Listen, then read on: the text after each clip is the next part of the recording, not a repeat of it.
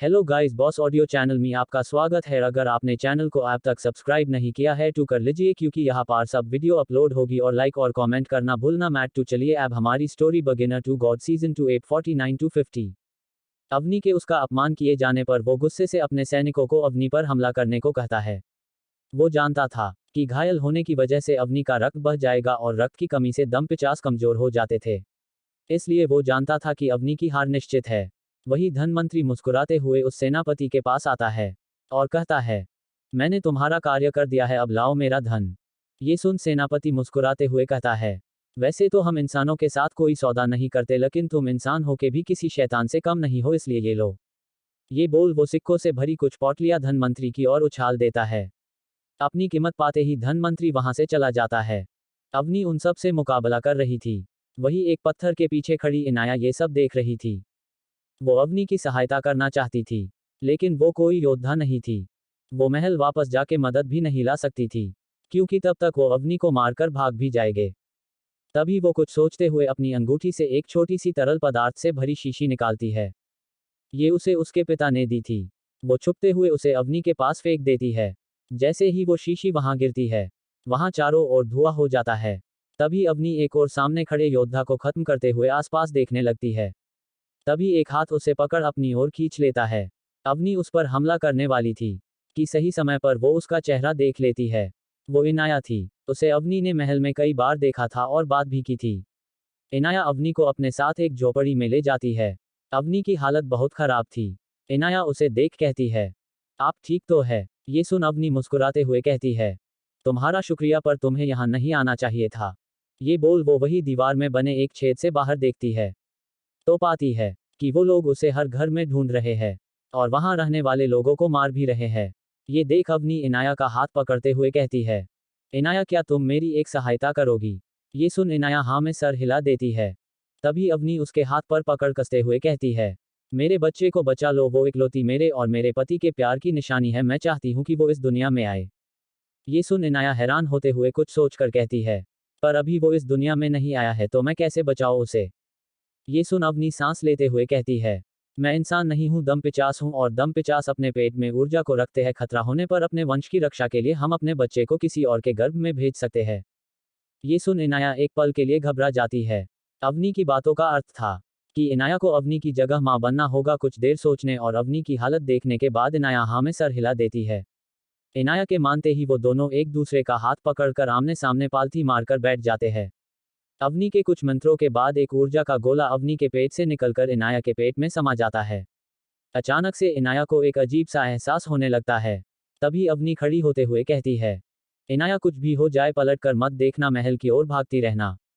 ये सुन इनाया उदासी से अवनी को देखते हुए कहती है, आपका क्या? ये सुन अवनी मुस्कुरा कर कहती है, मुझे कुछ नहीं होगा, अभी तुम्हारी जिम्मेदारी सिर्फ इस नन्ही सी जान को बचाना है। ये बोल वो उदासी से इनाया के पेट पर हाथ रखते हुए मन में कहती है, मुझे माफ करना बेटा, तुम्हारे साथ भविष्य में ना होने के लिए। ये बोल वो इनाया को देखती है और कहती है, जाओ जल्दी। इनाया एक बार अवनी को देख उदासी से वहां से भाग जाती है।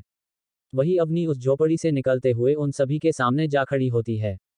वो नहीं चाहती थी कि इनाया को कोई देखे, पर फिर भी एक योद्धा उसे देख लेता है और तेजी से उसके पीछे जाने लगता है। वो इनाया तक पहुंचता उससे पहले ही अवनी अपने हाथ में पकड़ी तलवार बिना पीछे देखे फेंक देती है और वो तलवार सीधा उस योद्धा के सीने के आर पार हो जाती है। तभी सेनापति अवनी को देख कहता है, अवनी तुम्हें याद है ना कि तुम एक बार मर चुकी हो, अब तुम भी आम इंसानों की तरह एक बार में मारी जाओगी। ये सुनकर भी अवनी मुस्कुराते हुए अपना हाथ आगे करती है और उसके हाथ में एक निशान चमकने लगता है। तभी वहां पर एक मणि आ जाती है जो उसके शरीर से जुड़ी हुई थी। अवनी एक खंजर से उसे निकालते हुए हाथ में पकड़ लेती है। अवनी के हाथ में से रक्त बह रहा था। तभी अवनी उस मणि को दिखाते हुए कहती है, तुम्हें यही चाहिए ना? उस मणि को देख वो खुश होते हुए हाँ में सर हिला देते हैं। पर तभी अवनी मुट्ठी बंद करते हुए उस मणि को तोड़ देती है। उस मणि के टूटते ही वो अपनी चमक और शक्ति खो देता है और एक आम पत्थर में बदल जाता है। ये देख वो सेनापति जोर से चिल्लाता है। वही अवनी मुस्कुरा रही थी। सेनापति के चेहरे के दर्द को देख अवनी मुस्कुराते हुए कहती है, अब तुम सबको 100 सालों तक प्रतीक्षा करनी पड़ेगी उस मणि के लिए, क्योंकि 100 साल में एक बार ही उस मणि को लेके कोई लड़की जन्म लेती है। उसने इतना बोला ही था कि वो सेनापति अवनी के पेट में तलवार घुसा देता है। अवनी की आंख से आंसू की बूंदें बह जाती है। वही इनाया महल में पहुंच गई थी और सबको सूचित भी कर दिया था। वही अमृता को जैसे ये पता चलता है, वो भी वहां से अवनी की सहायता के लिए भागती है। दूसरी ओर सेनापति अवनी को लात मारते हुए अपनी तलवार उसके शरीर से बाहर खींच लेता है। वो जैसे ही महल की ओर से लोगों को आता देखता है, तो वहां से भागने लगता है। वो अभी मुड़कर आगे ही बढ़ा था कि उसके सामने एक गुस्से वाला चेहरा नजर आता है, जिसे वो अच्छे से पहचानता था। उसको देखते ही वो डरते हुए कहता है, जय। उसने इतना बोला था कि जय उसको गर्दन से पकड़ लेता है। जय की आंखों में नमी थी। वो वापस ही आ रहा था कि उसे अवनी का आत्मा संदेश प्राप्त होता है। तो वो तेजी से अवनी के पास पहुंच जाता है। पहुंचने पर वहां का दृश्य देख उसका दिल कांप उठता है। जय ने उस सेनापति को गर्दन से पकड़ रखा था। तभी वो अपनी तलवार निकालता है और सीधा उस सेनापति के शरीर के आर पार कर देता है। वो गुस्से से चिल्लाते हुए बार बार तलवार निकाल रहा था और फिर से उसके शरीर में घुसा रहा था। कुछ हमलों के बाद वो सेनापति मर चुका था, पर जय रुकने का नाम नहीं ले रहा था। वहां उचिहा राज्य के सैनिक इनाया के पिता और अमृता आ गई थी। वो सब जय को उदासी से देख रहे थे। वही अमृता जल्दी से अवनी के पास जाती है और उसका सर गोद में रखते हुए उसे उदासी से देखती है। अमृता की आंखों से आंसू निकले जा रहे थे। तभी वहां आदित्य आता है और जय को देख उसके पास जाते हुए उसे पकड़ लेता है और उसे शांत कराने की कोशिश करता है। पर जय तो जैसे अपने होश खो बैठा था। तभी आदित्य जय का चेहरा अवनी की तरफ घुमाते हुए कहता है, जय जय भाई उसे छोड़ो, वो मर चुका है। अवनी वो देखो, अवनी भाभी जीवित है। ये सुन जय की आंखों से आंसू की बूंदें बह जाती है। वो अपनी तलवार जमीन पर गिराते हुए जल्दी से अवनी के पास जाता है। तभी आदित्य उस सेनापति को देख हाथों में नील अग्नि बुलाता है और उसे जलाकर राख कर देता है। वही जय को देख अमृता अवनी को जय को सौंप देती है और आदित्य के पास आते हुए उसके सीने से लग जाती है।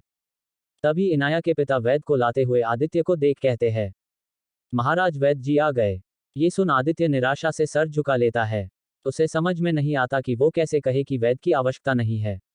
आदित्य और जय ही जानते थे कि अवनी को बचाना नामुमकिन है। उसके शरीर में रक्त नहीं बचा था, तो उसका चेहरा पीला पड़ गया था। वो वैद्य जैसे ही आगे बढ़ता है, जय उसे हाथ दिखाते हुए रोक देता है। जय की आंखों से आंसू टपकते हुए अवनी के चेहरे पर गिर रहे थे। तभी अवनी आंख खोलते हुए जय को देखती है और पूरी शक्ति लगाकर स्पष्ट आवाज में कहती है, जय आप आ गए। ये सुन जय हाँ में सर हिला देता है। तभी अवनी अपना हाथ उठाते हुए जय के गालों को छूती है और उसके आंसू साफ करते हुए ना में सर हिलाती है। अभी उसने ना में सर हिलाया ही था कि उसका हाथ बेजान होके गिर जाता है। उसके बाद जय की आंखों में एक भी आंसू की बूंद नजर नहीं आती है। वो भावहीन सा अवनी का सर गोद में लिए जमीन पर बैठा था। तभी इनाया के पिता आदित्य के पास आते हुए कहते हैं, महाराज पता लगा है इसमें दम पिचासों का साथ देने वालों में सभी उचेहा राज्य के लोग थे। उनमें से अधिकतर लोग आम नागरिक थे और कुछ वो थे जिन्हें आपने मंत्रिमंडल से निकाला था। ये सुन आदित्य की मुठिया कस जाती है। वही जय भी ये सब सुन रहा था, पर उसके चेहरे पर कोई प्रतिक्रिया नहीं थी। अवनी अपना हाथ उठाते हुए जय के गालों को छूती है और उसके आंसू साफ करते हुए ना में सर हिलाती है। अभी उसने ना में सर हिलाया ही था कि उसका हाथ बेजान होके गिर जाता है। उसके बाद जय की आंखों में एक भी आंसू की बूंद नजर नहीं आती है। वो भावहीन सा अवनी का सर गोद में लिए जमीन पर बैठा था। तभी इनाया के पिता आदित्य के पास आते हुए कहते हैं, महाराज पता लगा है इसमें दम पिचासों का साथ देने वालों में सभी उचेहा राज्य के लोग थे। उनमें से अधिकतर लोग आम नागरिक थे और कुछ वो थे जिन्हें आपने मंत्रिमंडल से निकाला था। ये सुन आदित्य की मुठिया कस जाती है। वही जय भी ये सब सुन रहा था, पर उसके चेहरे पर कोई प्रतिक्रिया नहीं थी। तभी जय खड़ा होते हुए अवनी को गोद में उठाता है और वहां से एक दिशा में चलते हुए जाने लगता है। आदित्य उसे रोकना चाहता था, पर अमृता उसे मना कर देती है। वो चाहती थी कि कुछ समय के लिए जय को अकेला छोड़ दिया जाए। जय अपने चील को बुलाकर ब्रह्म सिटी वापस आ जाता है। ब्रह्म सिटी में आज मातम का माहौल था। वही आदित्य भी महल में एक कुर्सी पर भावहीन चेहरे के साथ बैठा हुआ था। कुछ दिन और समय बीतने पर सब पहले जैसा हो जाता है। उचेहा राज्य में आदित्य, अमृता और इनाया के पिता को ही जय के बच्चे का इनाया के गर्भ में होने का पता था। वो जय को बताना चाहते थे, पर जय का कोई अता पता नहीं था। वो ब्रह्म सिटी में भी नहीं मिलता था। अमृता इनाया की देखभाल करती थी, पर पिछले कुछ महीनों से अमृता खुद ही बीमार रहती थी, लेकिन उसने इस बारे में किसी को नहीं बताया था। वो वैद्य से औषधियाँ लेकर खा लेती थी। अमृता नीचे महल के एक कक्ष की ओर जा रही थी।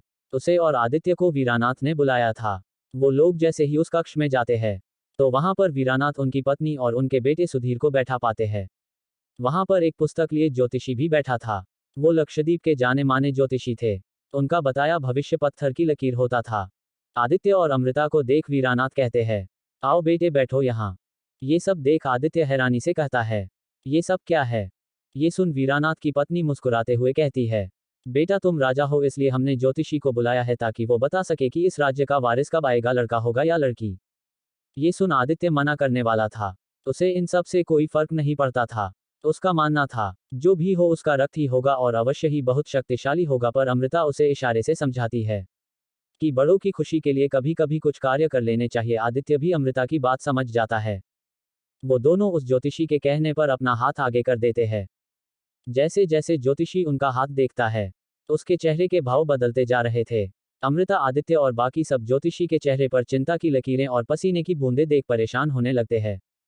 तभी वो ज्योतिषी सांस लेते हुए कहता है, मैंने आप दोनों के बच्चे का भविष्य देख लिया है। आपको एक ही संतान होगी, वो भी एक लड़का। वो इतना शक्तिशाली होगा कि पैदा होते ही इस ग्रह को नष्ट करने की शक्ति रखेगा। लेकिन ये सुन सबके चेहरे पर मुस्कान आ जाती है। आदित्य और अमृता बहुत खुश थे। पर जैसे ही ज्योतिषी लेकिन शब्द उपयोग करता है उनके चेहरे की खुशी गायब हो जाती है। अमृता परेशान होते हुए कहती है, लेकिन क्या ज्योतिषी जी बताए? ये सुन ज्योतिषी सर झुकाते हुए कहता है, लेकिन पैदा होने के बाद का उसका कोई भविष्य दिखाई नहीं दे रहा है। ये सुन सभी हैरान और परेशान हो जाते हैं। अमृता की आंखों में आंसू आ गए थे। तभी आदित्य परेशान होते हुए कहता है, इसका क्या अर्थ है ज्योतिषी जी? ये सुन ज्योतिषी जवाब देते हुए कहता है, इसका एक ही अर्थ है, वो बच्चा पैदा होने के बाद इस दुनिया में नहीं होगा, अर्थात उसकी मृत्यु हो जाएगी। ये सुन अमृता गुस्से से वहां से खड़ी हो जाती है और ज्योतिषी को देखते हुए कहती है, आप झूठ बोल रहे हैं। आपने ही बोला कि वो बहुत शक्तिशाली होगा, तो उसकी मृत्यु कैसे हो सकती है? ये सुन ज्योतिषी कहता है, महारानी शक्तिशाली होगा, पर होगा तो बालक ही, और शक्ति के साथ शत्रु भी आते हैं। ये सुन अमृता उदासी से आदित्य को देखते हुए कहती है, आदित्य देखिए ये क्या बोल रहे हैं। तभी आदित्य अमृता को शांत करवाने लगता है और वहां से बाकी सभी चले जाते हैं। रात का वक्त, अमृता अपने कक्ष में लेटी हुई थी। आदित्य जय का पता लगाने के लिए राज्य से बाहर था। इस बीच राज्य की सुरक्षा को कई गुना बढ़ा दिया गया था। अमृता ने कुछ खाया नहीं था। उसे अजीब सा महसूस हो रहा था, इसलिए वो एक दासी द्वारा वैद्य को बुलाती है। वैद्य के कुछ देर जांच करने के बाद वो हैरान होते हुए कहते हैं, महारानी आप मां बनने वाली है, पर हैरानी की बात यह है कि आपको इतने समय से आभास क्यों नहीं हुआ? ये आपका तीसरा महीना है। ये सुन अमृता पहले तो हैरान होती है और फिर खुश, लेकिन उसे ज्योतिषी की बात याद आते ही थोड़ा थोड़ा डर लगने लगा था। तभी अमृता उस वैद्य को देखते हुए कहती है, वैद्य जी कृपया आप इस बारे में किसी से चर्चा ना करें, मैं खुद ही बताऊंगी सबको। ये सुन वैद्य सर झुकाते हुए वहां से चला जाता है। अमृता को हैरानी हो रही थी कि 3 महीने हो गए और उसे पता भी नहीं चला। वो मन में सोचते हुए कहती है, शायद ये मेरी ही लापरवाही है। मुझे बहुत से संकेत मिले थे, पर मैंने उन सबको कोई छोटी मोटी बीमारी समझकर नजरअंदाज किया। कोई बात नहीं, मैं ये खुशखबरी सबसे पहले युग को दूंगी, वो बहुत खुश होगा। हम दोनों मिलकर उस ज्योतिषी की बातों को गलत साबित करेंगे। अमृता आदित्य के वापस आने का इंतजार कर रही थी, पर हर दिन बीत जाता था लेकिन आदित्य का कोई अता पता नहीं था। आखिरकार आदित्य 1 हफ्ते के बाद वापस आता है। अमृता को जैसे ही पता चलता है कि आदित्य आ गया है, वो जल्दी से उससे मिलने के लिए नीचे जाती है। कुछ दासियों से पूछने पर उसे पता चलता है कि आदित्य सभा कक्ष में है।